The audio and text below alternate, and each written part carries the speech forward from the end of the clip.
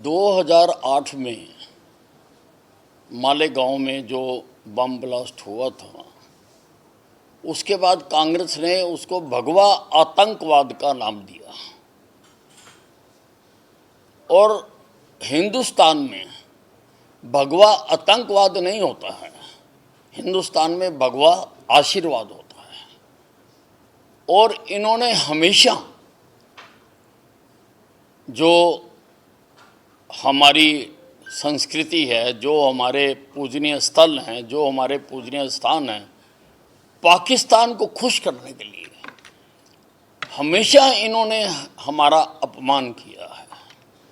हिंदू समाज का जो बहुमत समाज है, उसका इन्होंने हमेशा अपमान किया है।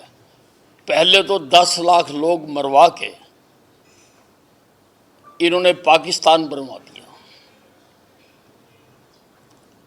फिर पानी का बंटवारा हुआ, सिंधु नदी का 20% हमें दिया, 80% पाकिस्तान को दे दिया। मैं मानता हूं कि पाकिस्तान कांग्रेस की औलाद है और औलाद के प्रति हमेशा मोह भी रहता है, प्यार भी रहता है।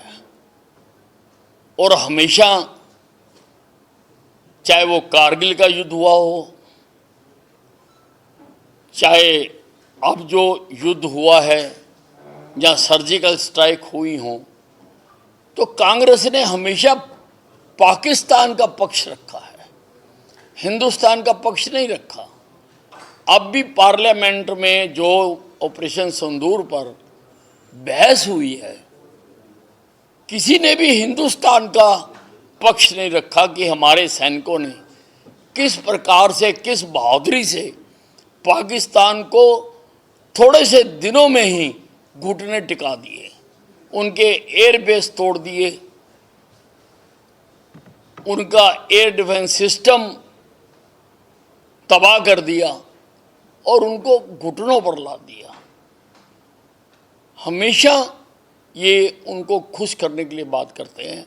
हिंदुस्तान में भगवा आतंकवाद नाम की कोई चीज़ नहीं है, भगवा आशीर्वाद है। हमारे देश में जो ज्ञान की गंगा बह रही है, वो गंगा भगवा आशीर्वाद से ही आई है। भगवा हमारे साधु संतों का जो है वो पहनावा है। और भगवा से अगर इनको इतना ही एतराज़ है, तो इनको दिन को सोना चाहिए, रात को जागना चाहिए, क्योंकि सूरज जब निकलता है वो भगवा होता है। तो इनको रात को सोना चाहिए, दिन को जागना चाहिए, दिन को सोना चाहिए, रात को जागना चाहिए।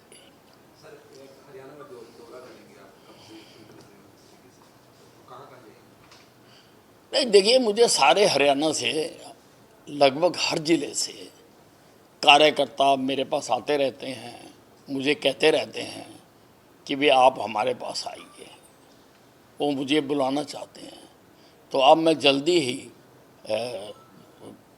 15 अगस्त के आसपास मैं सारे ज़िलों के कार्यकर्ताओं को मैं मिलूँगा, नए पुराने कार्यकर्ताओं को, क्योंकि मेरे समय के कई पुराने कार्यकर्ता हैं जो मुझे मिलना चाहते हैं।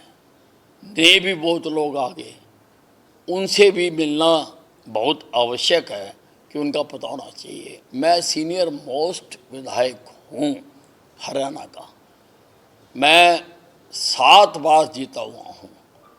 मेरे बराबर भारतीय जनता पार्टी में जीता हुआ और कोई नहीं है।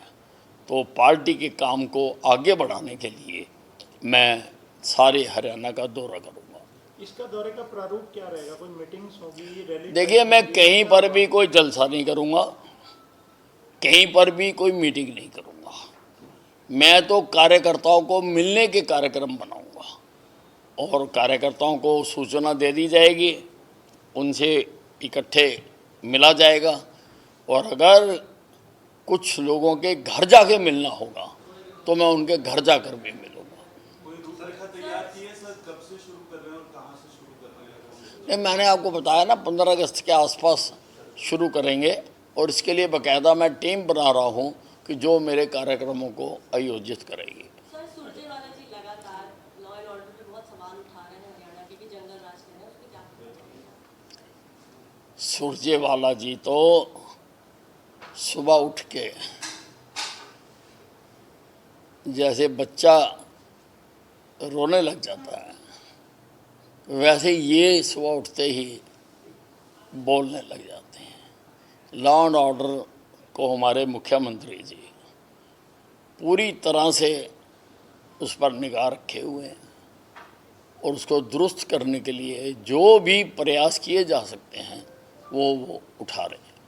एक ये अम्बाला में एयरपोर्ट का है विषय, ये काफ़ी देर से आप प्रयास कर रहे हैं, अब इसमें कुछ अगर हम जाने की स्टेटस क्या है? नहीं, अम्बाला छावनी के एयरपोर्ट का उद्घाटन करने के लिए रक्षा मंत्री माननीय राजनाथ सिंह जी ने स्वीकृति दे दी है और ये जो अम्बाला छावनी का एयरपोर्ट बना है ये बना भी उनकी कृपा से ही है, क्योंकि इसके लिए आर्मी की ज़मीन चाहिए थी। आर्मी की ज़मीन उन्होंने ही लेके दी, तो मैंने उनसे अनुरोध किया था कि भाई क्योंकि आपने ज़मीन लेके दी है और उसी कारण से एयरपोर्ट बना है, मैं चाहता हूं कि इसका उद्घाटन आप करें। तो वो भी अभी रेनी सीज़न समाप्त हो जाए तो उसके बाद 15 अगस्त के आसपास हम करेंगे। मैंने मुख्यमंत्री हरियाणा को भी पत्र लिखा है और डिफेंस मिनिस्टर जी को भी, राजनाथ सिंह जी को भी अभी पत्र लिखा है कि वो दोनों एक तिथि तय करके, क्योंकि दोनों का आना आवश्यक है, एक तिथि तय करके अम्बाला छावनी के एयरपोर्ट का, जो कि बिल्कुल तैयार है, जिसमें कि सिविल एविएशन ने अपने अधिकारी भी नियुक्त कर दिए हैं और हर तरह से वो तैयार है। वहाँ अम्बाला छावनी बहुत महत्वपूर्ण स्टेशन है, जंक्शन है, चारों तरफ से सड़कें आती हैं, चारों तरफ से गाड़ियाँ भर भर के आती हैं। हिमाचल सारे को अम्बाला छावनी सीधा लगता है, नज़दीक लगता है, पंजाब को लगता है, हरियाणा को लगता है, जीटी रोड को लगता है, अम्बाला के साइंस उद्योग को लगता है, जगाधरी के मेटल उद्योग को लगता है, पानीपत को भी गुड़गांव से अम्बाला आना आसान लगता है। इसलिए ये काफ़ी कामयाब एयरपोर्ट रहने वाला है और मुझे एविएशन मंत्री जी का पत्र भी आ चुका कि 3 एयरलाइंस जो हैं वो यहाँ के लिए मंजूर कर दी गई हैं और मुझे ये भी बताया गया है कि बहुत सारी और एयरलाइंस भी अम्बाला छावनी से उड़ान भरने के लिए स्वीकृति मांगना चाहती हैं। ये अगर इसमें आपत्ति ना लगे तो एयरलाइंस का नाम बता सकते हैं कि कौन कौन सी एयरलाइंस हैं क्या? नहीं, अब मेरे को पत्र नहीं है, 3 एयरलाइंस का। तो दूसरा ये बताएं कि आपसे कोई ये चर्चा हुई कि प्राथमिक तौर पे जब ये खड्डा शुरू होगा तो कहाँ कहाँ के लिए जो है उड़ाने यहाँ से शुरू? नहीं, अभी जो वो पत्र में लिखा गया था वो अभी लिखा गया था अम्बाला से अयोध्या, अम्बाला से लखनऊ, अम्बाला से जम्मू और अम्बाला से श्रीनगर। अभी ये 4 फ्लाइटों का ही लिखा गया था, पर मुझे उम्मीद है और जब मैं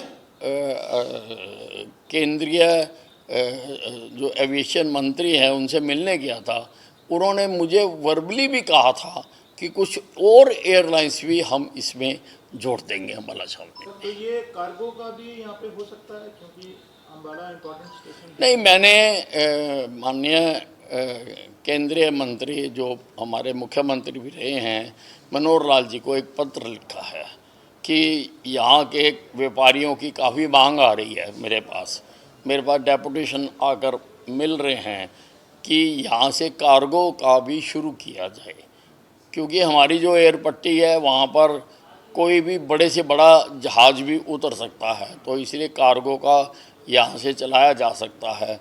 और जो आसपास के उद्योग हैं, अम्बाला छावनी में साइंस का उद्योग है, साहा इंडस्ट्रियल ग्रोथ सेंटर है, हमारा इंडस्ट्रियल एरिया है, अम्बाला में घर घर में साइंस का सामान बनता है, अम्बाला सिटी में कपड़े की मार्केट है, जगाधरी है जहाँ पर मेटल का बनता है, और हिमाचल का जो सेब आता है उसके लिए ये नियरेस्ट एयरपोर्ट पड़ेगा। नियरेस्ट एयरपोर्ट बनेगा और भी क्षेत्रों को ये कवर करेगा। तो यहाँ से कार्गो का एयरपोर्ट कामयाब होने की बहुत बड़ी संभावना है, परंतु अभी वो इनिशियल स्टेज पर है। अभी मैंने केवल पत्र लिखा है मनोहर लाल जी को और मैं जल्दी उनको मिलूँगा अभी, और मुझे उम्मीद है कि ये भी बन जाएगा। इसके साथ ही हमारे पास ज़मीन भी उपलब्ध है जो कि एक्वायर की जा सकती है। तो मान के चलें कि अगस्त में जो है, अगस्त के महीने में अंबाला से उड़ानें शुरू। हाँ, जैसे ही दोनों नेताओं की, रक्षा मंत्री जी की और मुख्यमंत्री जी की सहमति तिथि की हो जाती है तो उस तिथि को यहाँ से उद्घाटन कर दिया जाएगा और उड़ान यहाँ से शुरू हो जाएगी। सर, नाम को लेकर चर्चा हुई है, क्या नाम इसको रखा जाएगा? एयरपोर्ट नाम को लेकर चर्चा हुई है, कुछ क्या नाम रखा जाएगा? नहीं, अभी कोई चर्चा नहीं हुई है। अभी उसका अम्बाला छावनी घरेलू एयरपोर्ट ही का नाम बोर्ड लगाया गया है। सर, एक तो भाई लगाए गए हैं जिलों में, अलग-अलग जिलों के विकास के लिए भाजपा अपना भी काम उसमें करेगी। तो कांग्रेस का ये कहना है कि जो अधिकार क्षेत्र एक विधायक का होता है, उस कार्य क्षेत्र में अधिकार क्षेत्र में भाजपा विधायक नहीं, कांग्रेस अपना काम करे, इनेलो अपना काम करे, हमने अपना काम करना। वो जो एमएलओ की ड्यूटी लगाई गई है वो संगठनात्मक काम करने के लिए लगाई गई है, तो हमने तो 90 के 90 हलकों में काम करना है। इससे किसी को क्या एतराज़ है? हम सभी हलकों में करना चाहते हैं। सभी हलकों में जहाँ पर हम नहीं जीत पाए हैं वहाँ पर भी हम अपना संगठन भी मजबूत करना चाहते हैं और वहाँ पर भी हम चाहते हैं कि वहाँ से भी हमारा जो है ग्राउंड बने। तो इसमें किसी को क्यों तकलीफ़ है? किस बात की तकलीफ़ है? तुम कहाँ जाते हो, कहाँ करते हो, कहाँ मीटिंग करते हो, कहाँ जलसा करते हो, कहाँ प्रदर्शन करते हो? हमने तो कभी नहीं पूछा। ये अपनी अपनी पार्टी के कार्यक्रम हैं, आप अपने करिए, हम अपने कर रहे हैं।